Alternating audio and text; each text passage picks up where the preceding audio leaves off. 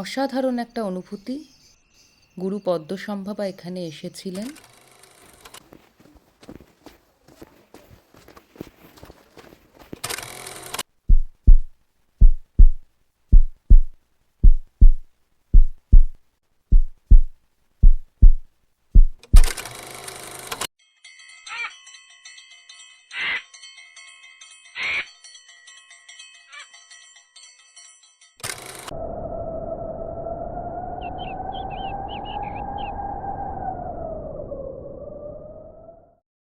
আমরা এখন মাঝ রাস্তায় দাঁড়িয়েছি, নাকো যাওয়ার পথে। এই জায়গাটা অসাধারণ সুন্দর।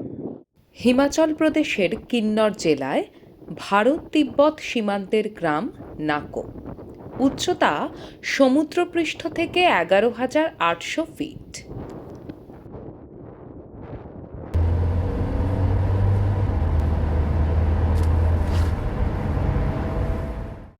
কলপা থেকে আমরা এখন চলেছি নাকো গ্রামের উদ্দেশ্যে।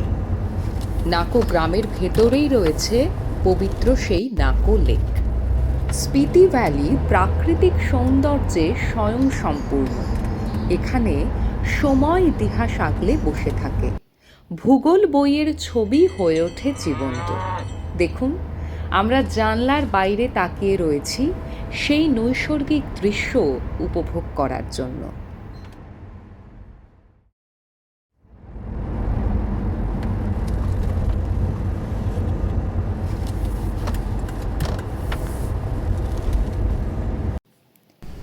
এক 1025 খ্রিস্টাব্দের তৈরি তিব্বতী শৈলীর একটি মঠ আছে এখানে, যার ভেতরে রয়েছে 4টি বড় হল।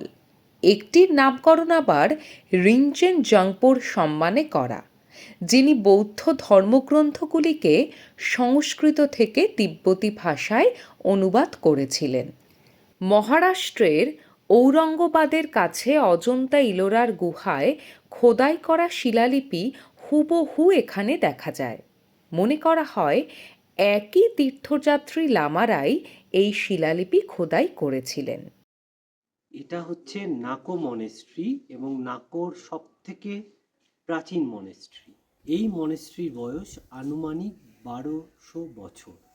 খ্রিস্টাব্দ 800 খ্রিস্টাব্দে সম্ভবত এই মনেস্ট্রি তৈরি হয়েছিল এবং এটাই নাকোর প্রাচীন মনেস্ট্রি। তার বাইরে একটা দেখিয়ে দিই, প্রত্যুষাকে বলবো, এইদিকে তৈরি হয়েছে নতুন মনেস্ট্রি।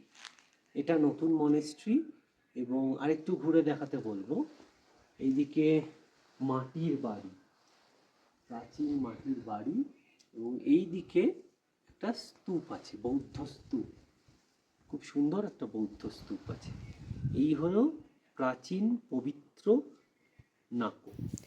নাকো পরিদর্শনকালে হ্রদের একেবারে দক্ষিণ প্রান্তে গুরু পদ্মসম্ভবা তাঁর পায়ের ছাপ রেখে গেছেন।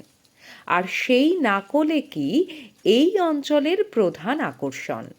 এটি শ্রীখণ্ড রেঞ্জের রেওপুরগল পাহাড়ের ঢালে অবস্থিত। প্রায় 75 মিটার ব্যাসার্ধের এই হ্রদটির সৌন্দর্য ভাষায় প্রকাশ করা যায় না।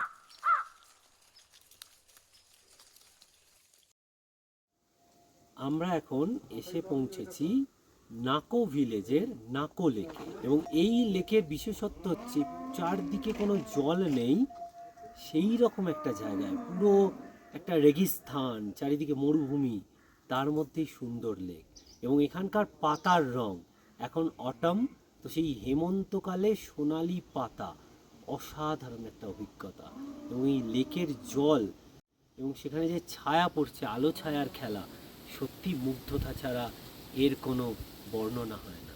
এই পাতা ছড়ার যে আলাদা একটা শব্দ, আর হু হু করে হাওয়া দিচ্ছে, জলটা একদম ক্লিন ওয়াটার আপনারা দেখতে পাচ্ছেন, এবং ছোট ছোট মাছ রয়েছে, এবং এটা কিন্তু পবিত্র জল।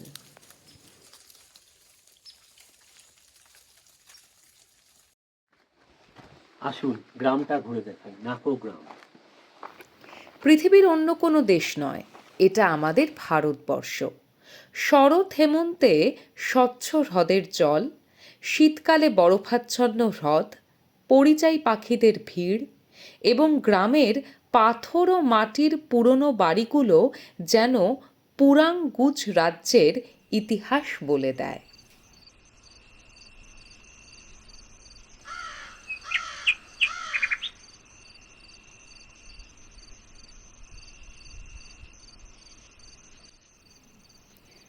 এবার বলি কিভাবে পৌঁছাবেন এই নাকো গ্রামে।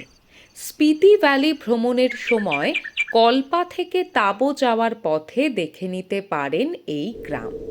10 নাইটস 11 ডেজের সিমলা টু মানালি রাউন্ড ট্রিপের প্ল্যান করে নিতেই পারেন আমাদের সঙ্গে। আমরা আইএমপি ট্যুরিজম শুধুমাত্র ফুটস্টেপস ফেলে নয়, গুরুত্বপূর্ণ ইনফরমেশন সহ গুছিয়ে অফবিট এক্সপ্লোর করার নতুন করিডোর।